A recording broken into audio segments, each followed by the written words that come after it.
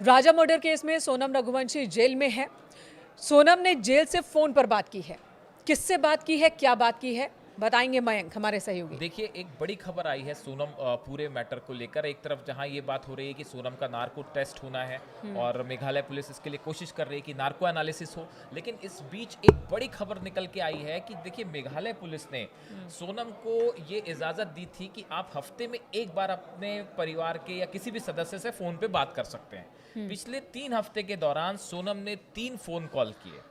परिवार के लोगों को और या कहीं अब और? ये बड़ा सस्पेंस है कि सोनम ने 3 कॉल किसको किए।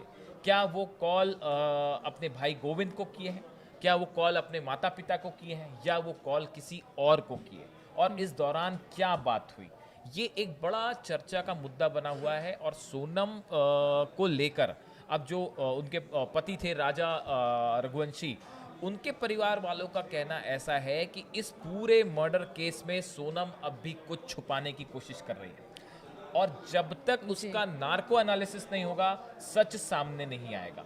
और जो फोन कॉल वाली आपने बात की है, बताया जाता है कि राज और सोनम अब भी पुलिस के सामने अपना स्टैंड बार बार बदलने की कोशिश करते हैं। मानो वो कोशिश कर रहे हैं कि पुलिस को बरगलाने किसी की। तरह बरगलाने की कोशिश की जाए।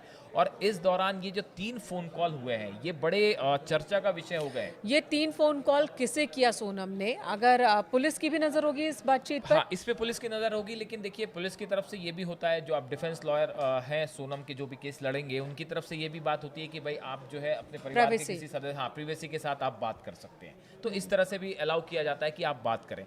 लेकिन देखिए, पुलिस तो इस हालात पे नज़र बनाए हुए है पूरे मैटर पे। लेकिन अब सोनम ने किससे बात की, देखिए, इस पूरे मैटर में जो सोनम के परिवार वाले हैं वो भी सवालों के घेरे में हैं। कोई एक कड़ी जो अभी भी मिसिंग है बिल्कुल मयंक। बिल्कुल कड़ी मिसिंग है। सिर्फ कड़ी मिसिंग नहीं है, अभी तो लगता है कि मोटिव के लेके ही सवाल है। मेघालय पुलिस के लिए भी बड़ी हैरानी की बात है कि एक लड़की की शादी हुई और शादी के 4 दिन भी नहीं हुए और उसका अपने पति के खिलाफ इतना आक्रोश हो गया, गुस्सा हो गया कि वो उसका कत्ल कर दे। नहीं, उसको मोटिव तो पहले पुलिस ने क्लियर किया था। क्लियर राज के किया साथ था, संबंध क्या, अब उसमें डाउट क्लियर की किया वजह क्या था, है? लेकिन मेघालय के डीजीपी ये कह रहे हैं कि अभी फौरी तौर पर ये तो लव ट्रायंगल का मामला लगता है, लेकिन हम कई और एंगल से भी इस बात की जांच कर रहे हैं, क्या इसके पीछे कोई और मोटिव भी हो सकता है।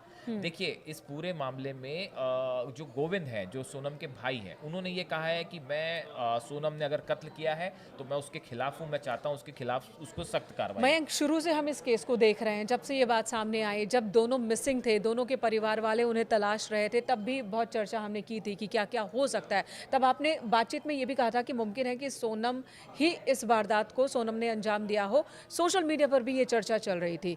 तब मैं मानने को तैयार नहीं थी आपकी बात, लेकिन बाद में पुलिस की जांच में यही थ्योरी सामने आ गई।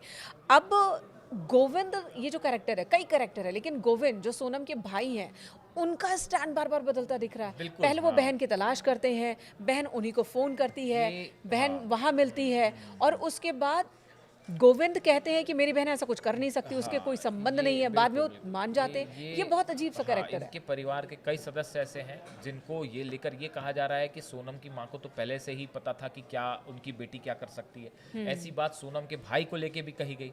और अब सोनम ने किनसे फ़ोन पे बात की है और क्या बात की है, ये दोनों चीज़ें ऐसी हैं जिसको लेके अब राजा के परिवार वाले जो है वो सवाल उठा रहे हैं। वो ये कह रहे हैं कि सोनम की किनसे फ़ोन पे बात हुई है, ये पब्लिक होना चाहिए कि सोनम ने जो 3 कॉल किए जेल से, ये किसे किए हैं, उनसे क्या बात की है, ये बात सार्वजनिक होनी चाहिए।